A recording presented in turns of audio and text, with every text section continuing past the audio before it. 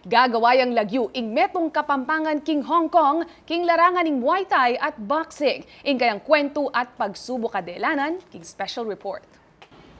Waluya pa mong banwa ing Kapampangan ay Alvin Cooney inyang linipat laning kayang pamilya king Hong Kong. May kapag-aral kareng masaleseng pipag-aralan. Oneng atukide ring kayang kakaluguran king bisyu at meging tambay. Mupin kailangan ing manintunan, uling aliya malyaring masanamo ka rin kayang pengari. Kaya ngerapan ding miyayaliwang pagsubok. Competition with work, tsaka high rise of rent.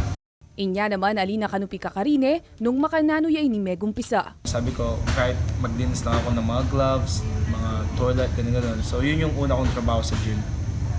So at that moment, I thought I was like gonna give up. Pero sabi ko, no, I just keep pushing and see what happens. Migit meto nga dekada na king larangan ng Muay Thai at boxing ikuni.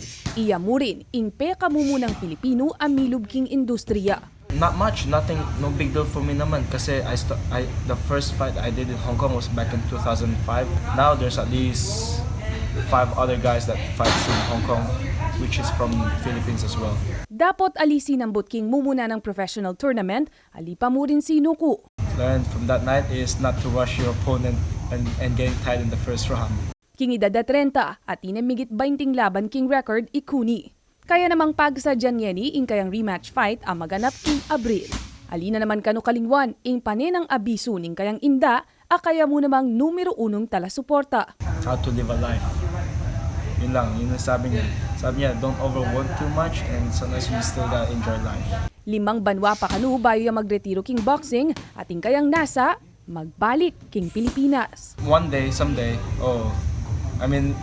Philippines still my home pero matagal na akong hindi nakakauwi.